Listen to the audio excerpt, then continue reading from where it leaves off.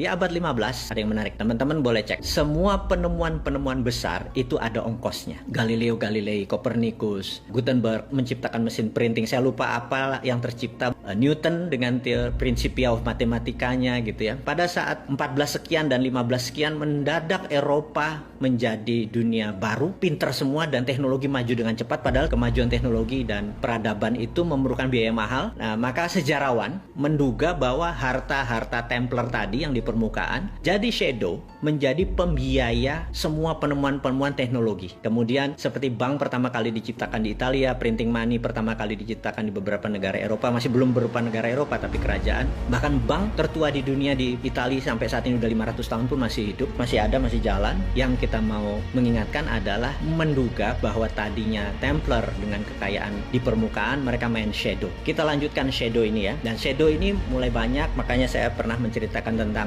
the winners get all. Jadi mereka mengontrol vena, mereka mengontrol bukan uangnya tapi jalur distribusi keuangan tersebut yang mereka kontrol. Kita tahu di abad 20, 1910 ya, kita lompat lagi, langsung kita lompat lagi. 1910, waktu itu mata uang dunianya ada dua yang besar, yaitu pound sterling dan Swiss franc. Harus ingat, dan talipan nomor satu tetap pound sterling. Pound sterling menguasai 80% transaksi di dunia. Di awal-awal abad 20, tentunya abad 19 dia lebih berkuasa. Jadi teman-teman harus mengingat bukan dolar atau belum dolar. Di 1910 ada sebuah rapat yang sangat fenomenal. Jadi kalau di 1989 kita lompat sebentar ke Tiongkok, China. Di situ ada the secret meeting that changed China tahun 89. Nah, tahun 1910 ini ada the secret meeting that changed dollar, ya dolar gitu ya.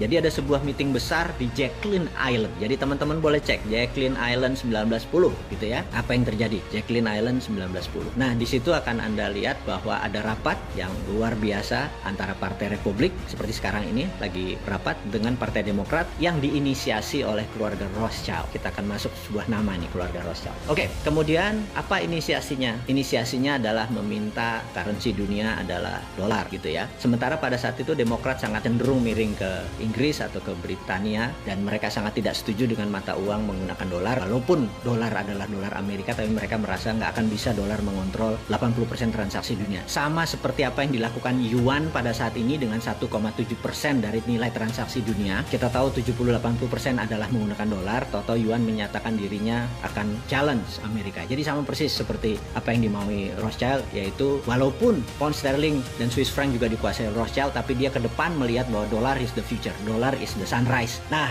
ditolak oleh Partai Demokrat karena waktu itu Partai Demokrat lebih dominan. Anda boleh cek di Wikipedia sekarang. Separuh dari Partai Demokrat, kongresmen dari Partai Demokrat dan senator dari Partai Demokrat itu ada di kapal Titanic. Dan kita tahu kapal Titanic siapa yang membiayai dan kemungkinan besar kapal itu ditenggelamkan. Dan kita semua tahu begitu rapat kembali untuk menyatakan dolar adalah akan menjadi world currency, Partai Demokrat hanya separuh dan kongres menandatangani semua. Akhirnya the winner is Rothschild gitu ya. Nah, kalau saya ngomongnya ngawur, Anda cek di Wikipedia. Dan kalau di Wikipedia di situ ada Jacqueline Island, ada 1910, ada Rothschild yang membiayai Titanic, ada separuh Partai Demokrat anggotanya mati di kapal Titanic, semua ada di Wikipedia. Bukan ngarang saya ini. Saya cuma teman-teman yang muda-muda yang belum ingat ya saya ingatkan aja. Ini pelajaran-pelajaran dasar. Mungkin saya ada miss waktu atau miss jumlah, tapi kita semua get the point lah maksudnya. Oke, di tahun 45 di mana Amerika sudah menjadi pemenang perang dengan Eropa dan Amerika control the world. Jadi ingat bahwa di tahun 45 itu terjadi sebuah keputusan adalah world currency adalah dolar, di mana delegasi Prancis tidak setuju, tapi 2 minggu kemudian delegasi Prancis menandatangani persetujuan tersebut. Kemudian Perang Dunia Kedua berakhir dan dunia menjadi baru dengan tatanan dunia baru. Oke, saya mau melompat lagi bahwa itu adalah cerita sejarah mundur dari zaman Templar sampai 1945, kemudian selama 70 tahun, ya sampai sekarang 75 tahun, Amerika control the world, Amerika control the currencies, Amerika control semuanya. Ingat, saya mau menceritakan bukan Amerika yang kontrol world mengenai sistem pembayaran. Amerika memang memiliki dolar sebagai world currency, tetapi kita mau mengingatkan bahwa sistem pembayaran, payment system, payout system, transaksi dikuasai oleh globalis. Saya mau kasih contoh dan berkali-kali cerita ini saya udah kasih contoh kepada teman-teman semua. Kalau saya punya uang, saya mau transfer $1.000 ke rekening Anda, sahabat semua, kita datang ke Bank Mandiri, saya ngisi formulir nama Anda, kemudian saya kasih $1.000 ke bank tersebut. Yang terjadi adalah bank tersebut, clerk reconcile namanya, kasir tersebut akan memberikan notifikasi ke New York. Kemudian New York akan memberikan notifikasi ke kota kecil namanya Basel di Switzerland. Nah, Basel menyatakan good atau notifikasinya oke. Kemudian New York mendapatkan go ahead sign. Kemudian New York memberikan Bank Mandiri bilang oke. Pada saat itu masuklah $1.000 tadi, dipotong fee. Fee Mandiri dapat, fee New York dapat, dan Basel dapat. Jadi saya mengingatkan bahwa Basel dimiliki oleh sebuah keluarga. Dan selama kita menggunakan dolar sebagai currency, sistem menggunakan sistem dia dapat benefit. Jadi itulah disebut the winner take all, dan mereka sudah menguasai ini selama ratusan tahun. Jadi ke depan bagaimana? Nah, ini yang saya mau menceritakan, apa visi 2030 ke depan disandingkan dengan teori konspirasi. Mudah-mudahan teman-teman jadi mendapatkan visi besarnya dulu. Sekali lagi, Anda boleh bilang ini halunya Bosman, Anda boleh ini bilang pendukung teori konspirasi, tapi saya cukup konsisten dengan 450 video yang kita buat, cukup konsisten. Jadi kalau ada orang nanya, gila ya, dia ngayal tiap hari selama 450 hari dan rencananya masih ada 550 hari ke depan. Saya bilang ya, memang timnya ada 7 orang doktor yang membuat ini semua. Jadi bukan seorang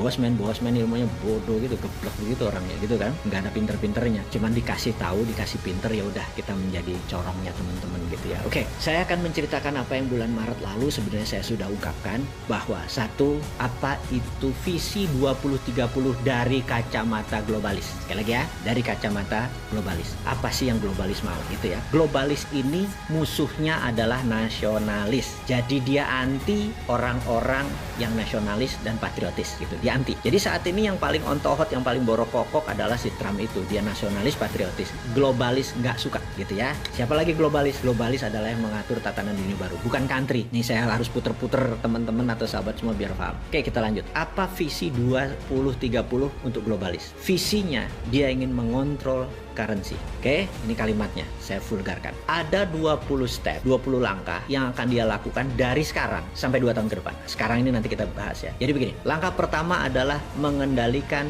media mainstream di 194 negara. Saya ulangi lagi. Globalis mengontrol media mainstream, media utama di 194 negara gitu ya. Amerika, Indonesia, Tiongkok, nggak peduli dia. Pokoknya kontrol 194 negara. Kontrol. Entah kontrol direct, indirect, payment, atau ada orang di dalam, terserah. Berapa lama melakukannya? We never know. Bisa 10 tahun, bisa 5 tahun, yang jelas mereka sudah mengontrol saat ini. Kemudian nomor 2, melepas virus yang sedikit deadly, atau melepas virus yang lebih mematikan sedikit dibandingkan influenza atau flu gitu ya. Langkah kedua. Langkah ketiga, semua media yang di tangan dia dibuat berita-berita bahwa COVID menakutkan, mematikan. Anda lihat video di Cina ada orang mati berdiri, di Italia ada gini. Sahabat semua, itu by design, itu propaganda ya. Nomor 3, create fear, menciptakan ketakutan. Keempat, menyarankan total lockdown, Nah, tujuannya apa? Tujuannya dia ingin memukul ekonomi hingga separuh dari transaksi di dunia saat itu gitu ya. Kemudian dia ingin 50% populasi dari tenaga kerja menjadi unemployed, tidak bekerja. Oke? Dan ini dipukul bergantian dengan total lockdown di beberapa negara gitu ya. Nomor 5, dia menyebarkan PCR yang sangat sensitif. Ini harus diingat lagi nih ya. Menyebarkan PCR yang sangat sensitif. Dengan kesensitifan yang sangat sensitif tersebut sehingga di mana-mana COVID ini menyebar seakan-akan sangat cepat gitu ya. Oke, saya lanjutkan lagi. Dan ini terus dipukul sampai November kemarin karena tujuannya adalah political tool untuk memukul Trump. Jadi Trump menang atau Trump kalah, tugas COVID dalam political tool sudah selesai. Tapi tugas COVID sebagai pandemic, sebagai economic tool, sebagai biological tool, pandemic tool masih belum selesai. Sekali lagi, political tool sudah selesai. Karena political tool sudah selesai, maka tugas COVID sudah berbeda nih ya. Sekali lagi. Dan ini yang harus diingat. Maka setelah banyak lockdown, banyak pengangguran segala macam, nah ini yang paling penting, akan diterbitkan placebo vaksin. Ini kurang ajar. Placebo vaksin ini tingkat penyembuhannya mungkin hanya setengah orang yang punya antibodi. Jadi gini, orang yang kena COVID, katakanlah dia OTG tanpa gejala, kemudian dia sembuh, tubuhnya sudah ada antibodi. Tapi mereka yang kena lebih parah, misalnya sampai dirawat, sampai perlu plasma atau sampai memerlukan itu, sembuh, maka antibodi dia lebih tinggi daripada yang OTG tadi. Vaksin yang nanti yang kita sebut placebo vaksin ini bahkan tidak sampai setengah dari orang yang punya antibodi itu. Jadi rendah sekali gitu ya, rendah sekali. Kita sampai tahap ini nih yang saya mau bicarakan. Lalu nanti, sekali lagi, ini belum terjadi. Ada 20, ini nomor 8. Saya ada beberapa yang saya skip sengaja ya, biar teman-teman terus intens dengan saya, intens dengan teman-teman di sosial media. Jadi ini nomor 8. Nomor 9, nomor 8 itu apa tadi? Diterbitkan vaksin placebo. Ingat kenapa vaksin placebo? 40 tahun AIDS itu beredar di dunia, belum ada vaksinnya. Sekarang kita mau nanya, kenapa nih 1 tahun mendadak ada vaksinnya gitu ya? Oke, kita sekedar skip, hanya pertanyaan kritis aja. Nanti setelah ini, setelah vaksin placebo ini diterbitkan, ini sekali lagi saya baca dari data apa yang dimaukan oleh para globalis. Yang nggak percaya teori konspirasi, ya anggap ini dongeng gitu aja ya. Setelah ini akan disebar PCR yang low sensitivity. Jadi ingat ya, tadi disebar PCR yang high sensitivity, sangat sensitif. Jadi semua orang akan jadi kena. Ini sekarang dibalik. Dia akan memberikan yang low sensitivity sehingga seakan-akan vaksinnya efektif. Sadis yang ngomongnya ya, saya minta maaf nih. Jadi dengan ada PCR yang nanti disebar adalah low sensitivity, kesannya vaksin efektif. Ini apa efeknya? Efeknya manusia di seluruh dunia merasa vaksin, merasa sekali lagi, dan COVID terkalahkan. Di sini berita akan terus turun hilang. Tapi nanging gitu kalau Jawanya, tapi COVID masih ada dan COVID masih satu level deadly atau mematikan daripada flu gitu ya. Jadi nanti Anda bisa bayangkan, kok kayaknya udah sembuh tapi bos ini mendadak 4 hari isolasi mandiri, 21 hari isolasi mandiri, terus bergilir. Jadi tahun 2021 apa yang terjadi? Jangan harap Anda akan merasa bahwa ini udah take off. Anda di trap. Anda emang sengaja mau dikenain oleh kaum globalis itu supaya terpapar lebih dari 60% penduduk dunia. Itu targetnya. Dengan terpapar itu dengan tingkat kematian 3-4%, hilang berapa puluh ribu atau ratus ribu manusia. Itu tujuan mereka gitu ya. Dan sekali lagi, teori konspirasi Anda boleh nggak percaya. Wes sakarepmu, bosman kok gitu, nggak sakit hati kita. Lanjut ya. Nah, setelah tadi PCR tadi low sensitivity, orang lupa, orang keluar lagi, tapi waduh, yang sakit, yang terpapar yang kesana kemari makin lebih cepat. Itu maunya mereka, dan ekonomi makin berantakan karena kita makin kikuk. Kok ini lockdown apa enggak? PSBB apa enggak? Makin kusut. Dunia ke depan itu makin kusut gitu. Nah, lalu siap apa yang mereka luncurkan? Mereka akan meluncurkan digital currency, ini yang sebenarnya mereka mau gitu.